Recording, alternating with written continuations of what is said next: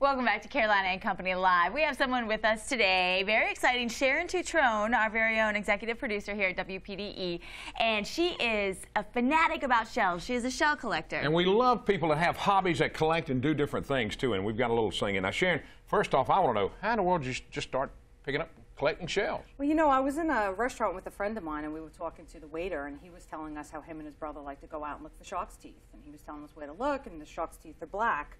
I always thought they were white.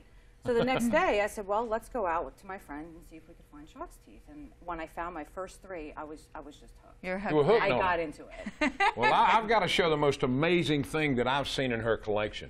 Now, this seahorse, you got to get it real tight on. You can see, that is amazing. And, I mean, the seahorse, you know, I thought it was, fake. I thought it was fake, but it's a real seahorse. Now, where'd you find that? I found him in Sanibel, Florida, which anyone who shells knows that Sanibel, Captiva Island are the shelling capital of the world.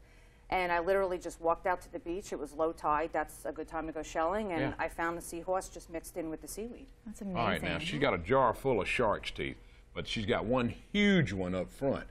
And I would not want to meet the shark that had that one. Look at the big one up front there. Now, where'd you get that big shark? I found that at 48th Avenue North. I had to dig in the sand quite a bit to find it. That is an adult great white shark's tooth.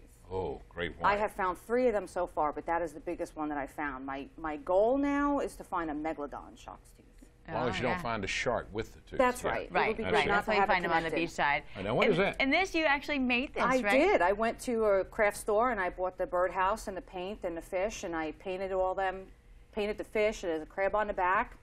And then at the very bottom are little shells that I found in Sanibel that I just glued to the bottom of the birdhouse. That's so cute. I love it. Well, I love to watch your passion for this, because you started, and like you said, you got those 3 shark's teeth, and you were hooked, and you were so passionate about it, and you've done all these different creative things with all these shells. I love it. I love shelling. I just bought a sign for my house, and it says, "Seashells are love letters in the sand," and it's just, it's so rewarding to find it. And I go out this is every what day. you use to go out. That's But you my shell bag. you don't brush your hair, though. You just brush the I just use this to brush the sand off the shell, and I put it in my shell bag. What's a good way to clean shells? I use mineral oil with a toothbrush, and it really shines it up. Ooh. Let the mineral oil sit. We appreciate you being on the show with us. No Yeah, problem. we'll have to have you on again, and maybe some tips for some future shellers Would love out to. there. Yeah. Thank you. Stick with us. We're talking about glass blowing next.